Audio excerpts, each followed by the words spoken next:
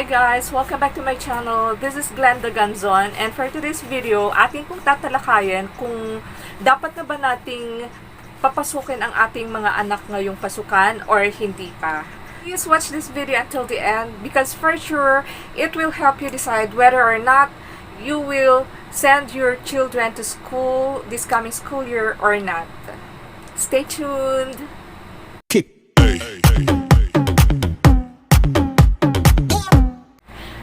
This past few weeks po, marami akong nabasang mga survey or poll sa Facebook kung dapat na nga bang papasukin ang mga bata ngayong pasukan na kahit wala pang bakuna laban sa COVID-19. That's why I made this video for you to help decide whether papapasukin nyo na ba yung mga anak nyo or hindi pa. Kasi maraming mga bagay na that you need to consider para papasukin nyo na ang inyong mga anak or hindi pa. Ang tatalakayin po natin ay hindi lamang para sa mga magulang, pero pwede na rin ito para sa mga college students. Kasi ngayong new normal, mag-iiba na po ang mga patakaran, mga guidelines po, lalong-lalo na sa pag-aaral ng mga bata. First and foremost, para magabayan kayo kung dapat nyo na bang papasukin ang inyong mga anak, kailangan po nating malaman or we need to understand. Number one po is the flexible learning. Ano ba ang flexible learning or ang tinatawag nilang blended learning? Ito po ay pinaghalong papasok ang ating mga anak sa eskwelahan o kaya gagamit sila ng online class or online learning. So, may mga araw po na papasok ang ating mga anak sa eskwelahan para magkaroon ng teaching learning activity kasama ng kanilang guro or teacher at iba pa nilang mga kaklase. Dahil po sa ngayon, isa sa katuparan na po ang social distancing, hindi po lahat magsasabay-sabay sa pagpasok sa eskwelahan ang mga bata. Maaari po sa isang klase or sa isang section, maaring 1/3 or 1/2 lang po ang kanilang papapasukin. Ito po ay 10 or mas higit sa 10 pero hindi po mas marami sa 20 na estudyante sa isang classroom. So ano po ang mangyayari? Hindi po araw-araw na papasok ang ating mga estudyante or ang ating mga anak. May mga araw na papasok sila at may mga araw na ibang mga bata naman ang papasok sa eskwelahan. So ano po ang mangyayari sa ating mga anak kung hindi po sila papasok sa eskwelahan kinabukasan or sa mga susunod na mga araw? Ito po ay ibibigay ng kanilang mga guro ang kanilang gagawin at mangangailangan po ng paggamit ng internet connection at mga gadgets po kagaya ng laptop o kaya ay cellphone.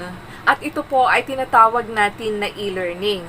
So, ang blended learning o kaya flexible learning ay ang face-to-face or ang pagpasok nila sa school at saka online learning or ang paggamit nila ng internet at saka mga gadget po. So, iyan po ang number 1. Second po, kailangan po natin ng good to excellent internet connectivity. Ibig sabihin, dapat po malakas ang signal sa ating mga lugar or kung may wifi po tayo, dapat po mabilis ang ating internet. Bakit? Mahalaga ba ito, internet ngayon? Opo, talagang mahalaga kasi we have this what we call as synchronous e-learning. Ano po ang ibig sabihin niyan?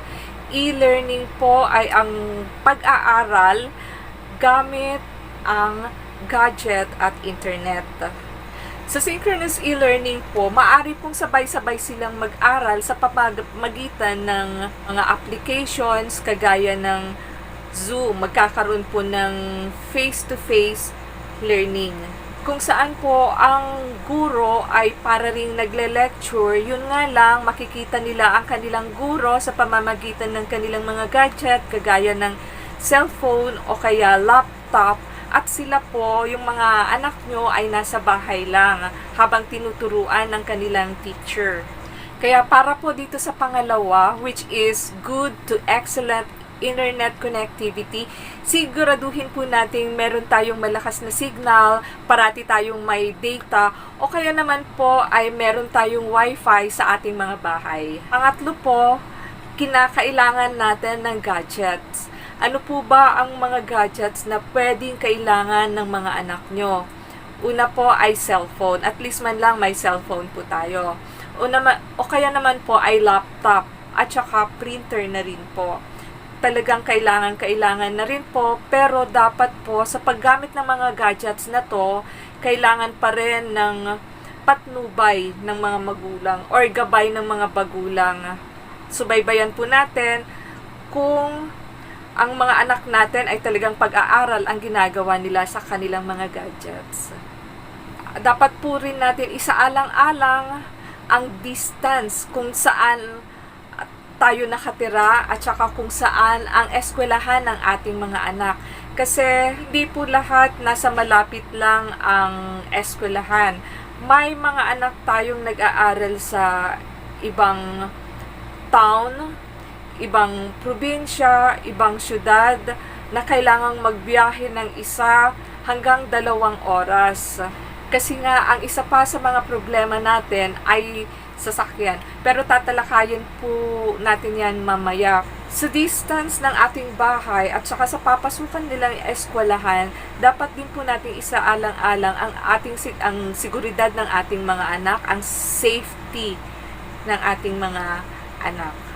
At ang susunod po na magiging batayan natin kung dapat na ba natin papasukin ang ating mga anak or hindi pa, ay ang transportation or transportasyon. Dahil dito po sa new normal ngayon, kung ang sasakyan nyo ay motor, kung college ang anak nyo, maaring siya lamang ang gagamit ng motorcycle. Pero paano na kung ang inyong mga anak ay elementary pa lang o kaya high school at ang sasakyan nyo ay motor? Or kung ang sasakyan nyo ay motor, hindi po pwede yon. Kasi nga, kung high school ang inyong mga anak, hindi pa sila pwedeng makakuha ng lisensya. So, ang kailangan, kung wala kayong 4 wheels na sasakyan, ay tricycle. Dito po sa tricycle na to, isa lang po ang pwedeng sumakay, yung pasahero lang. Paano po kung 2 o 3 ang inyong mga anak? So, mangangailangan po kayo ng 2 o kaya 3 ring tricycle kung sabay-sabay silang papasok. Or kung hindi naman po, kung service, pabalik-balik po ang service sa bahay nyo at saka sa school. Maswerte po yung mga magulang o mga estudyante na malapit lang ang kanilang bahay sa kanilang pinapasukang eskwelahan kasi pwedeng lakarin.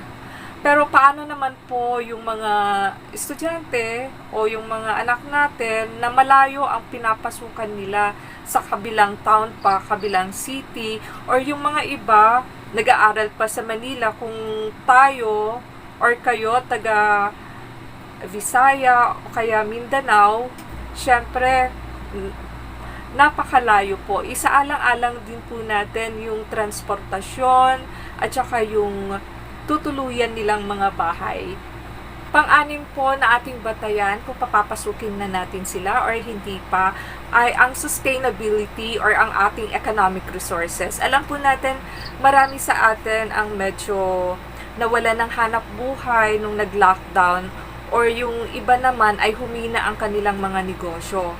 Sa mga naunang nabanggit ko po, halimbawa yung gadgets, yung connectivity or yung internet, yung transportasyon, kaya po ba nating suportahan yon sa ating kinikita ngayon? Kasi alam naman po natin, medyo mahirap ang buhay ngayon. pagkatapos ng lockdown para po ulit tayong nag-uumpisa. At paano po kung ilan ang ating mga anak na susuportahan natin sa pang-araw-araw nilang pangangailangan? Opo, at may mga libreng eskwelahan. At paano naman po yung mga nag-aaral sa pribadong institusyon or eskwelahan? Kaya na po ba nating suportahan yon? So, isa lang po yan sa ating isa sa alang-alang po natin. Number 7 po, ang pinaka mabigat na dapat nating pagdesisyonan ay ang priority. Ano nga po ba ang ating priority sa ngayon? Ang education po ba or ang health? Isa lang po yan sa mga prioridad natin ngayon. Alam ko marami pa po tayong prioridad. Pero yung mga ibang prioridad natin ay mga bayarin. Pero higit sa lahat po na dapat nating isaalang-alang, ano ba ang matimbang? Ang seguridad ng kalusugan ng ating mga anak or ang kanilang edukasyon.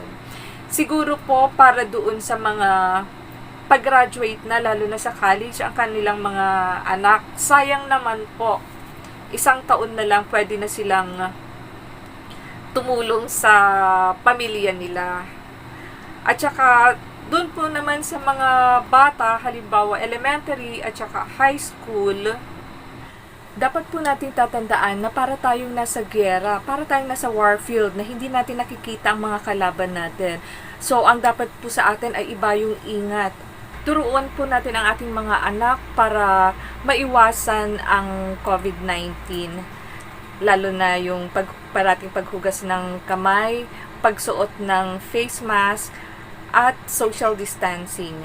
At kung tayo pong mga magulang ay natatakot para sa kaligtasan ng ating mga anak, siguro po ay makakabuti po muna, lalo na sa may mga anak na elementary o kaya high school, since bata pa naman sila, huwag natin ipagsapalaran ang kanilang kaligtasan laban dito sa pandemic na COVID-19. Marami pa naman silang oras para mag-aral pag nakadiskubre na po ng vaccine laban sa coronavirus. Pero kung sa tingin po natin ay ligtas na para pumasok ang ating mga anak sa susunod na pasukan, gabayan na lang po natin sila at parati natin silang tuturuan at parati natin silang i-remind yung mga tamang gagawin paglabas nila ng ating mga tahanan. Kagaya ng social distancing, parating paghugas ng kamay, at huwag maghuhubad ng face mask pag nandoon sila sa eskwelahan. Nang sa ganon ay maiwasan nilang mahawa ng COVID-19. Kung naunawaan yung mabuti ang mga 7 nabanggit ko, una po ang flexible learning, naintindihan po natin mabuti yon, well then, pasok po sa inyo.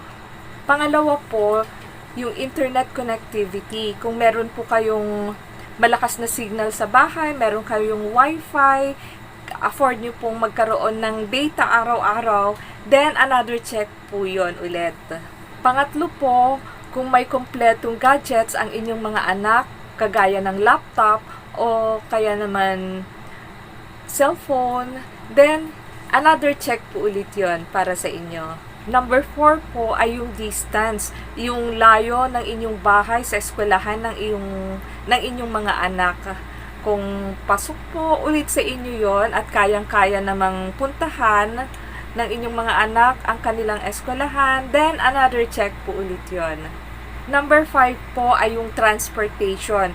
Kung hindi naman po problema ang transportasyon sa inyo, meron naman kayong sariling 4 wheels, okay naman po ang service ng mga anak nyo, may mga jeep naman po sa inyong lugar o kaya bus na pwedeng maghatid sa inyong anak sa kanilang eskwelahan, then another check din po ulit yon.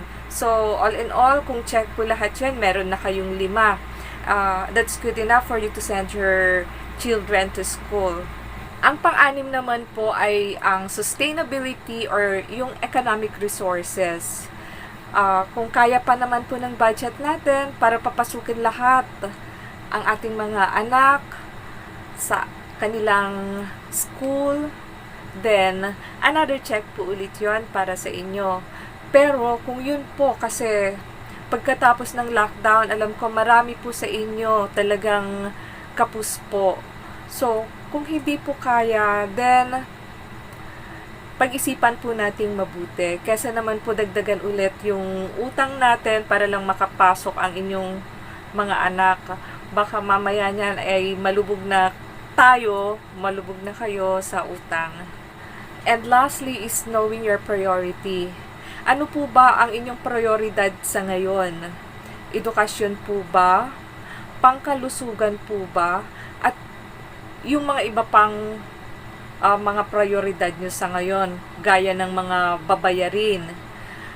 Babayarin sa bahay, babayarin sa bills, kuryente, tubig, at saka yung nahuli nyo pang balance sa school ng mga anak nyo kung sila man ay pumasok sa private school noon. So, alamin po natin. So, sa mga 7 o 7 nabanggit ko po, kung 4 out of 7 ang check sa inyo, then papasukin po natin ang ating mga anak ngayong pasukan sa school. Pero kung 3 out of 7, siguro makakabuti po munang ipagpaliban nyo muna ang pagpasok ng inyong mga anak sa kanilang eskwelahan. Pero kung perfect naman at lahat nun ay check para sa inyo, then wala pong problema. Papasukin po natin ang ating mga anak ngayong darating na pasukan. Para naman po maiwasan ang pagkahawa-hawa ng COVID-19 sa ating mga anak, parati po natin silang pangaralan, parati natin po silang i-remind yung mga 3 basic na dapat nilang gawin. Isa po, ang paggamit ng face mask. Sabihin po natin, wag nilang tatanggalin ang kanilang mga face mask. Parati rin po natin silang pabaunan ng mga extrang face mask. Babaunan din po natin sila ng mga alcohol or sanitizer. I-remind din po natin silang parating maghugas ng kanilang kamay. At parati natin pong i-advise sa kanila na huwag munang didikit sa kanilang mga kaklase. Huwag munang maglalaro ng dikit-dikit sa kanilang mga kaklase. At saka, parati po natin silang bigyan ng mga ekstrang gamit para maiwasan po nila yung paghiram kagaya ng mga ballpen, paghingi ng papel. Kasi sa mga ganong paraan po, isa rin po yon sa mga dahilan kung bakit ang isang tao ay nahahawa ng COVID-19. Sa panahon ngayon, hindi po natin alam kung sino yung mga carriers ng COVID-19. Yung mga iba po asymptomatic o ang tinatawag natin na hindi nagpapakita ng anumang sintomas. Pag nakikita po natin sila, they look well and healthy. Wala po silang ubo, wala silang lagnat, walang sipon. Para pong normal na healthy individual. So, yun po ang dapat nating katakutan. Ipagpalagay na lang po natin na ang lahat ay carrier para po ma-remind tayo at ang inyong mga anak ang mga tamang gagawin pag lumabas na sila ng kanilang or ng inyong mga bahay. Sana po ay nakapulutan nyo ang aral, ang video ito. At saka kung meron po kayong gustong itanong at gustong ibahagi, please comment down below. So, stay safe and thank you for watching. Bye! Until my next video.